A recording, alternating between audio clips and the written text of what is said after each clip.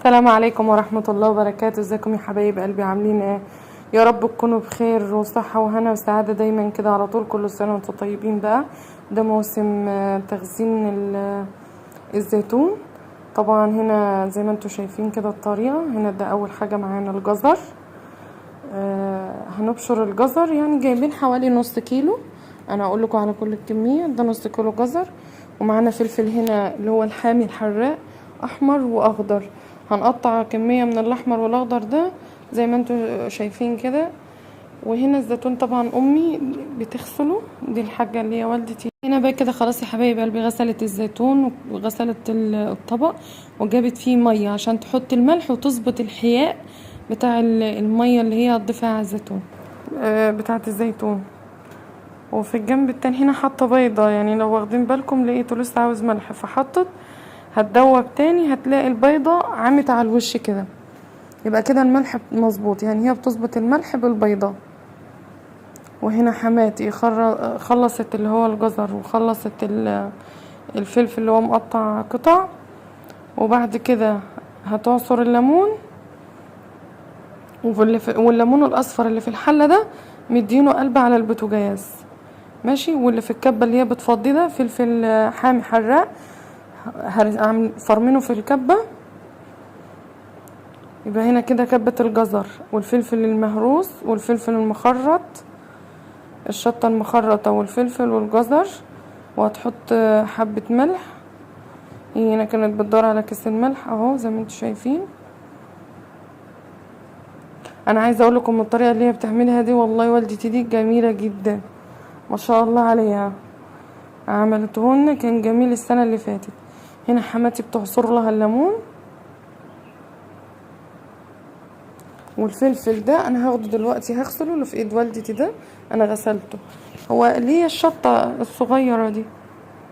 هنا هتحط شويه شطه الاول، فلفل يعني في القاع من تحت الاول وركنته. وهنا هتحط بقى الزيتون، هتعبيه طبعا بالخلطة اللي على دي. فلفل مفروم في الكبة، وفلفل مخرط قطع، اللي هي قطع حوالي سنتي كده يعني صغير. والجزر يعني جزر مبشور وملح وفلفل مهروس في الكبة اللهم صل على سيدنا محمد. والفلفل اللي هو مقطع قطع. وهنا بقى حطت شوية فلفل، يعني بتحط شوية من ده على شوية من ده، اللي هو بتحاول تعملوا طبقات. هنا جودي بتديها زيتونة. انا عايزه اقول لكم ربنا يبارك لنا فيها يا رب ويطول لنا في عمرها. هي اللي بتيجي تعمل اغلبيه يعني الحاجات اللي هي الخزين دي لحماتي، يعني هي ما شاء الله عليها شاطره في الحاجات دي. الله اكبر اهو شيء زي ما انتم شايفين كده ما شاء الله، اللي هو بتحاول تظبطه كده. وده الليمون اللي هو مديله قلب على البوتاجاز. هو ما شققش الليمونه سليمه، بس اللي هو خدت قلبه واحده كده على البوتاجاز يعني. طبعا القشر بتاع الليمون اللي حماتي عصرته ده مش هيرموه اهو. انا بوريهولكم اهو، ده مش هيرموه. هتشوفوا دلوقتي هي والدتي هتعمل بيه ايه.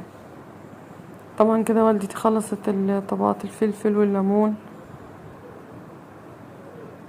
وهتفضي بقى الزيتون كده زي ما انتوا شايفين.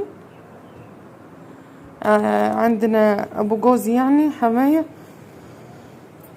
قال لازم نعمله زي ما هي عملته لنا. بس بصراحة يعني للأمانة هو حراق جدا وانا ما بحبش الحراق.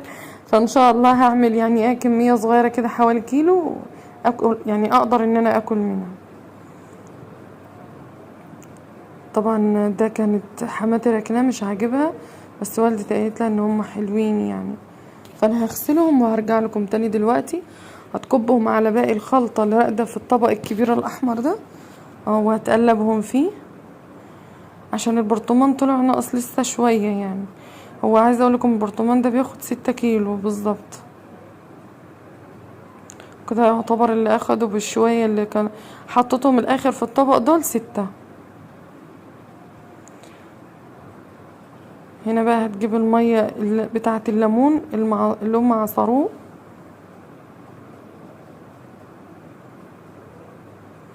اهو زي ما انتم شايفين كده. هي هنا هتحشوا البذور بتاعة الليمون، مع ان كان عادي والله، بس هي حشيتها يعني، هي بتحب تعمل حاجة تكون على نظافة.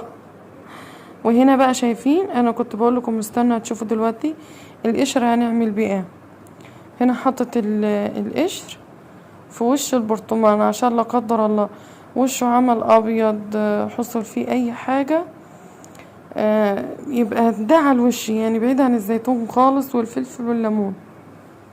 هنا شايفين طبعا كانت بتوريها نوع الست زيتونات الحبات دول، ده نوعهم اللي هو الزيتون اللي هو القبرصي، وفي اللي هي خزنته في البرطمان ده تفاحي وعجيزي مخلط يعني. هو احنا مش بنجيب الا العجيزي، بس المرة دي بقى هي جت كده، كان عند عمتي واديتهولها يعني. هنا زي ما انتم شايفين كده كملت البرطمان كله بالميه اللي هي ظابطه الملح بتاعها. الحمد لله امي ماشيه بالبساطه خالص بالدورق بتاع الكبه بتاع المفرمه، وكانت بتحط الميه. هنا بقى حطت ملح في وش البرطمان، والفلفل ده كان طويل شويه، لكن اللي هم حطوه كان صغنون، شطه صغيره شويه. فركنا الشنطه دي خالص وملينا البرطمان زي ما انتم شفتوا. هنا بقى تديني البيضه عشان اشيلها، هتجيب كيس بقى وتحط في وش البرطمان كده. شايفين امي ما شاء الله وهي قايمه والله تغسل ايدها عشان تمشي، شالت الحاجات في ايدها والله وهي قايمه. ربنا يديها الصحه يا رب، ويطول لنا في عمرها ويوعدها بحجه كمان ان شاء الله باذن الله. طبعا هنا زي ما انتم شايفين ما شاء الله، شايفين شكله يعني، هو كده هو لسه معمول والله. ان شاء الله ابقى اوريهولكم باذن الله لما يستوي ونفتح عليه في ميعاده باذن الله. يا رب الفيديو ينال اعجابكم، وما تنسونوش يا حبايب قلبي بالاشتراك واللايك وتفعيل الجرس علشان يوصل لكم مني كل جديد.